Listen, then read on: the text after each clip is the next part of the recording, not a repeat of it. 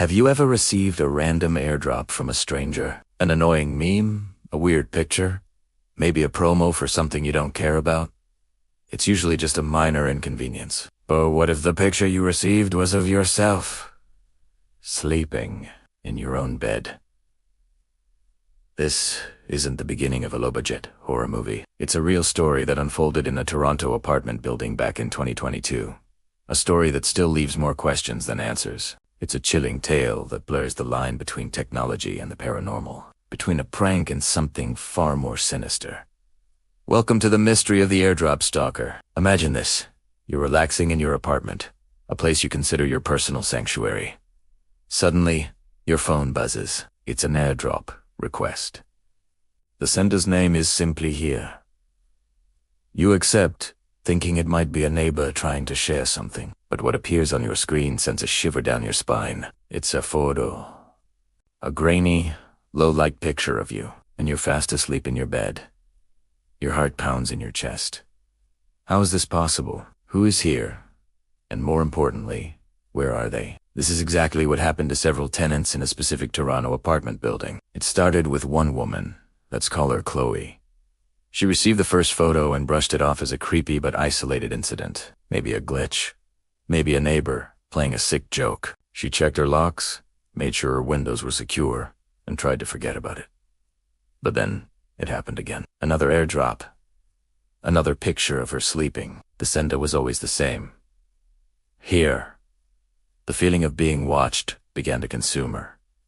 She was no longer safe in her own home. The psychological toll was immense. Every creak of the floorboards, every shadow in the corner of her eye made air jump. She started to notice other strange things. A faint tapping sound, seemingly coming from behind the large, floor-to-ceiling mirror in her closet. It was sporadic, but undeniable.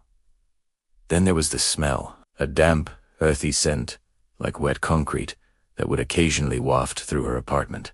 Strongest near that same closet. She couldn't find the source. She searched every inch of her apartment for hidden cameras, for any sign of a break-in, but found nothing. The locks were untampered, the window secure. It was as if a ghost was living in her walls. The terror reached its peak with the final airdrop. This one wasn't of her sleeping. It was a photo of her own front door. But it was taken from inside her apartment, looking out. This was impossible. She was home alone. The door was locked and chained. The photo proved someone had been inside with her, unseen. That was the last straw. Terrified, Chloe contacted the police. They conducted a thorough search of her unit. They swept for bugs, for hidden cameras, for any electronic listening devices. They checked the vents, the walls, the ceilings. They found absolutely nothing. No evidence of a break-in, no hidden technology. To the police, there was no logical explanation. It was a dead end.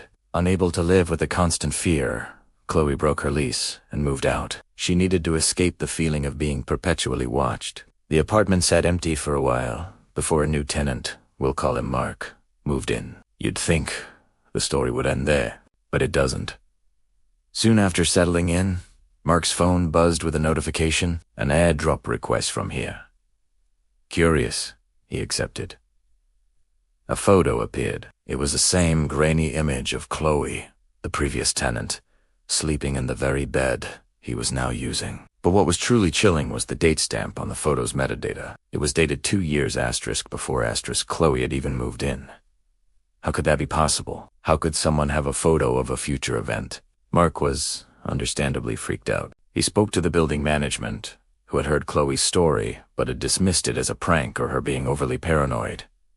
Now, with this new evidence, they couldn't ignore it. The photo's date stamp suggested something beyond a simple stalker. It hinted at something that defied time, something that was connected to the apartment itself. Was the apartment haunted? Was here a ghost, a spirit trapped within the walls, using modern technology to communicate? The building management decided to take action. Faced with 2 terrified tenants and a story that was getting stranger by the minute, they launched a full-scale renovation of the entire floor. They wanted to get to the bottom of the mystery and to reassure other residents. Workers were brought in to gut the apartments, including the one Chloe and Mark had lived in. They tore down walls, ripped up floors, and exposed the building's skeleton. They were looking for hidden passages, secret rooms, anything that could explain how someone could move around unseen. During the renovation, they focused on the area around the closet with the mysterious mirror. When they tried to remove the mirror, they found it was sealed to the wall. It wasn't just hanging. It was practically fused to the structure behind it. It took considerable effort to pry it off and bend it. Nothing. Just a solid concrete wall. There were no hidden spaces, no crawlways, no secret doors. The tapping sound and the damp smell remained a complete mystery. The source was never found. After the renovations were complete, the strange airdrops stopped. No new photos were sent. No one else reported a sender named here. It seemed that whatever was causing the disturbances had been silenced by the construction. Or perhaps it had just gone dormant, waiting. The mystery was never officially solved. The police closed the case, unable to find a suspect or even a crime they could prove. Was it an elaborate, technologically sophisticated prank that spanned years? Or was it something else? A paranormal event that briefly intersected with our world through the conduit of a smartphone. The story of the airdrop stalker serves as a chilling reminder of how vulnerable we can be. Our technology, which connects us to the world, can also be a gateway for the unknown and the unsettling. We rely on locks and alarms to keep us safe from physical threats. But what protects us from a threat that doesn't seem to play by the physical rules? A threat that can see you when you're most vulnerable, and prove it with a simple, terrifying photo sent from an unknown here.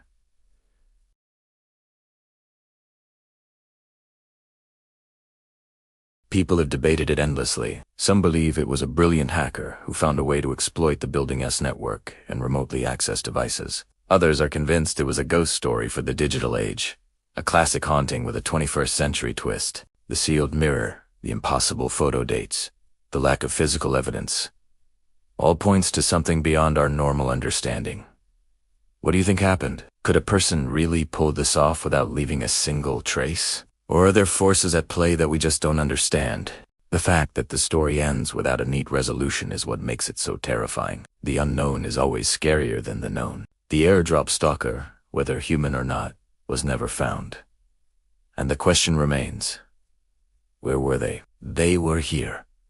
This story is a deep dive into modern anxieties. We live so much of our lives online, and our devices are always with us, even in our most private moments. This tale exploits that fear, the idea that the very technology we depend on could be turned against us in the most personal way imaginable. It makes you want to turn off your Wi-Fi, put tape over your camera, and maybe, just maybe, take a closer look at that old mirror in your closet.